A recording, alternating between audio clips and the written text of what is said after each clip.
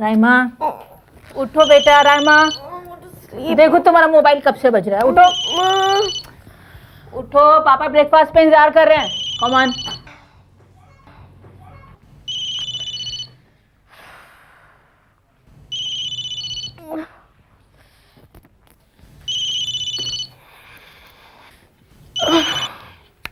Hello. हाँ क्या? कब? मजा आया? शाबाश।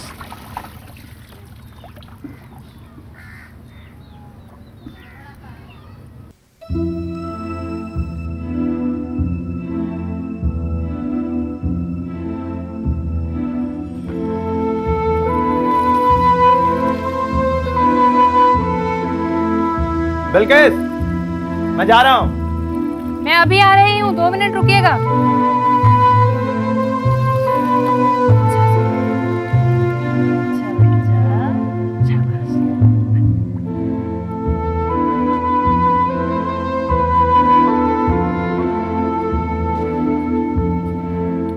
बिल्किस, मैं निकल रहा हूँ, मुझे देर हो रही है। बस 2 मिनट रुकिएगा, मैं अभी रिजवान को तैयार करके लाती हूँ। अरे बाबा, अगर दूध डेयरी पर टाइम पर नहीं पहुँचाए तो खराब हो जाएगा। जानती हूँ, आप बस नाश्ता कीजिए, तब तक हम आए।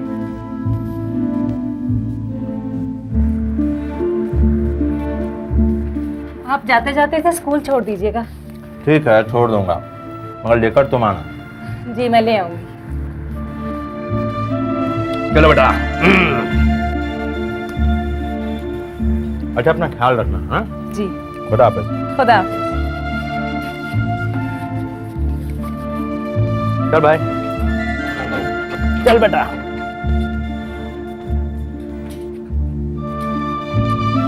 आ जा। अच्छा पढ़ना है स्कूल में। हाँ अरे बेटा, ये सिलेंडर शर्मा जी के वहां जल्दी छोड़ कर आ। और दे जल्दी आना, आज बहुत सारे ऑर्डर हैं। ठीक है। हेलो, हाँ बोलिए। हाँ नंबर बताइए। आदाब चाचा। सलाम भाईजान। हाँ कल परसों तक पहुंच जाएगा। जी जी। चाचा चूल्हा तो पहुंच गया, मगर सिलेंडर अभी तक नहीं पहुंचा। सच भाईजान, बहुत तकलीफ हो रही है। बस लड़का आता ही होगा। आप लोग चलिए, मैं पीछे से भिजवाता हूँ। अरे चाचा, आप तो यूं कूदे जैसे गली में कोई बॉम्ब फूट गया हो। अल्लाह, ये लड़की तो।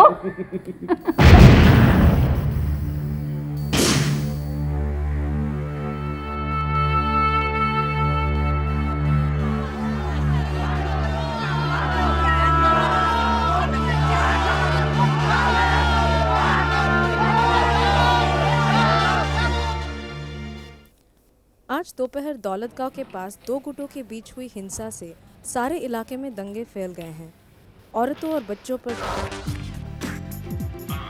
दुनिया में लड़ाई झगड़े दंगे फसाद, इन सब के अलावा भी बहुत कुछ है।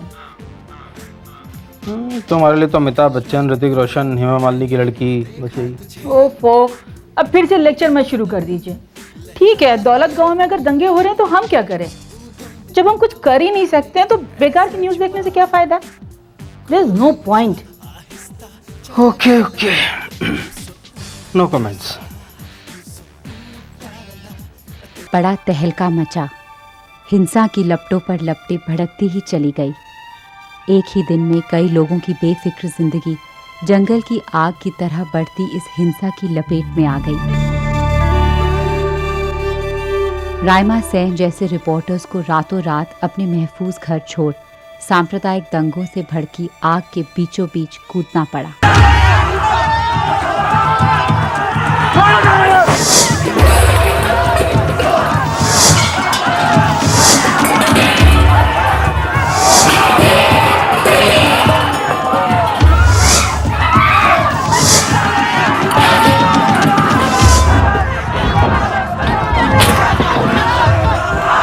जैसे कि ये टूटा हुआ शीशा आपको बता रहा है कि इस इलाके की कोई भी सड़क सुरक्षित नहीं है।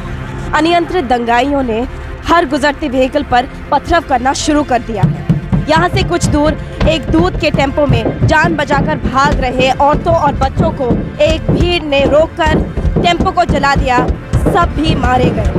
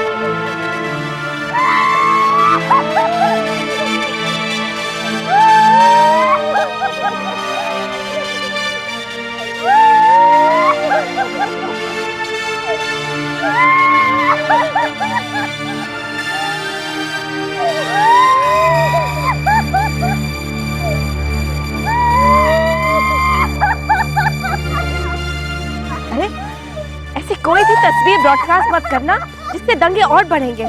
Be sensitive अरूप।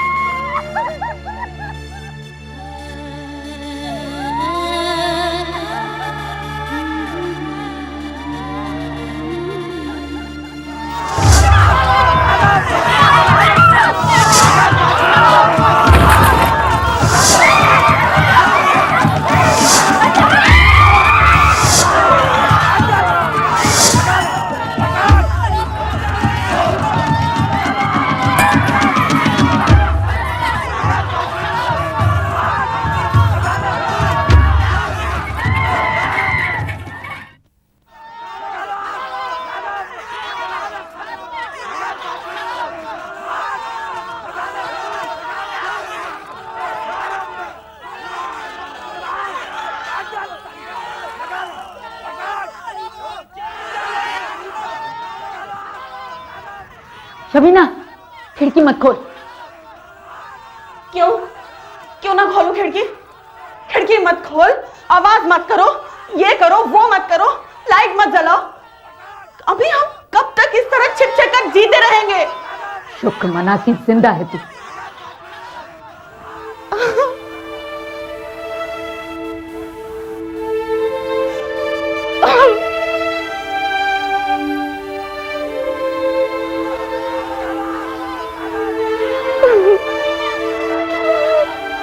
बिटिया बिल्कुल सही कह रही है। तो यूं कब तक जीते रहेंगे आप सब लोग? सेठ जी क्यों ना हम पुलिस की मदद ले लें? ये शंकर, तुमने देखा नहीं? पुलिस वाले खुद खड़े होकर दुकान लुटवा रहे थे। हमें कुछ और करना होगा। पुलिस पे भरोसा नहीं कर सकते हम।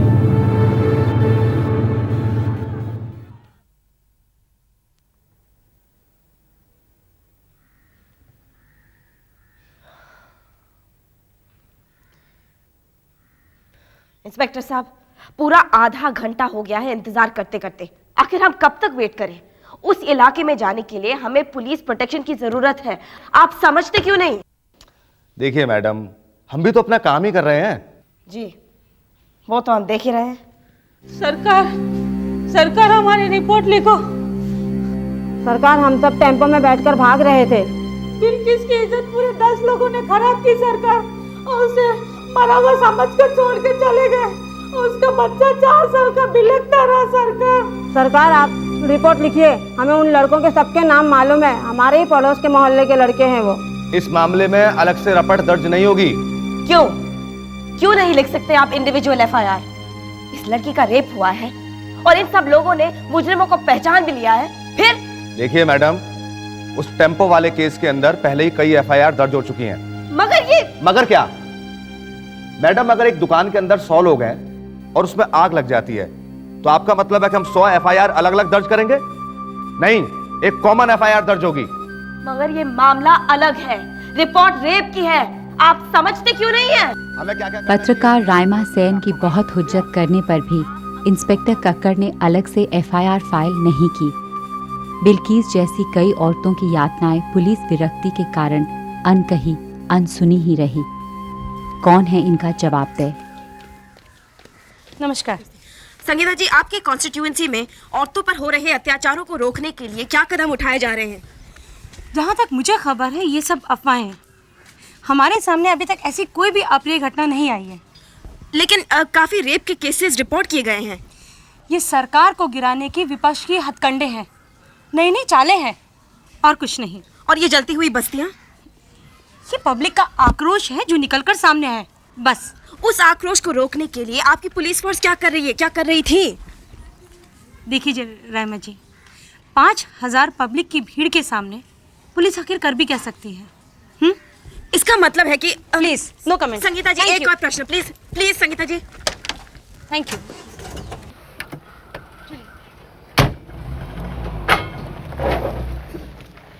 जैसे कि आपने देखा, यहाँ के नेताजन इन दंगों को एक नेचुरल फिनोमेनन की पद्धति दे रहे हैं।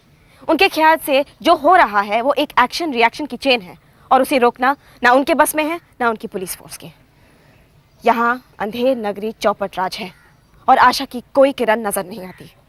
राइमा सेन रिपोर्टिंग फॉर खबरें खास।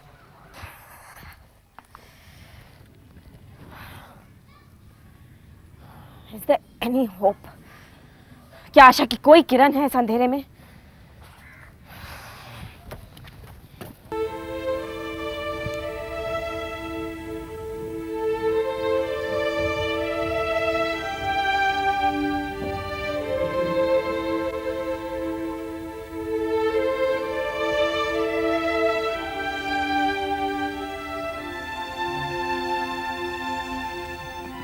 आखिर तेरा अस्त्र काम ही आया शंकर।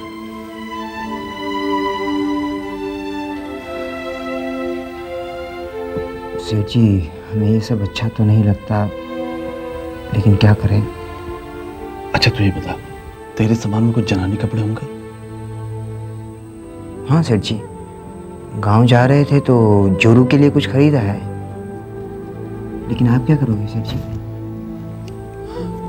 बाद में दिखाना। नजर आते हैं और रिलीफ कैंपों में रिलीफ नाम की कोई चीज़ नज़र नहीं आती। जो भी थोड़ी बहुत मदद आ रही है वो चंद गैर सरकारी संस्थाओं की तरफ से आ रही है। यहाँ की सरकार अपनी राजनीतिक जिम्मेदारी से हाथ धो बैठी है और उसके लिए ये दंगे सिर्फ वोट जुटाने का साधन बन गया है। दूसरी ओर विपक्ष भी केवल अपनी राजनीतिक फायदे की सोच सरकार की तरफ उंगलियां उठाने के सिवा कुछ करती नजर नहीं आ रही है। राइमा सेन रिपोर्टिंग फॉर खबरें खास। जी, हमें आपकी मदद चाहिए। क्या हुआ? हम कुछ लोग एक घर में बंद हैं। कहाँ? बस यही पास में, आप हमें वहां से निकाल सकती हैं। लेकिन मैं क्या कर सकती हूँ आपके लिए? देखिए वहाँ बच्चे हैं, लड़कियां हैं। अगर आप नहीं करेंगी तो सब लोग वहीं फंसे रह जाएंगे, मारे जाएंगे सब लोग। चलो चलो।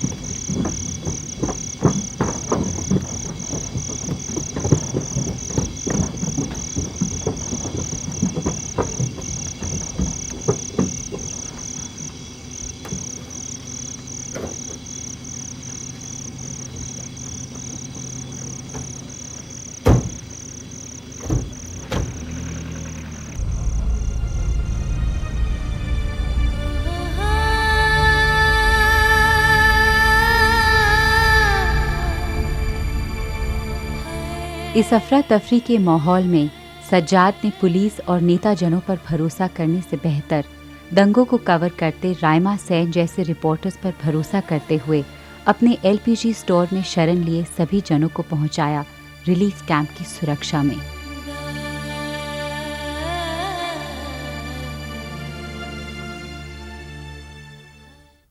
सारे जहां से अच्छा हिंदोस्तां हमारा, हमारा अच्छा हिंदोस्तां हमारा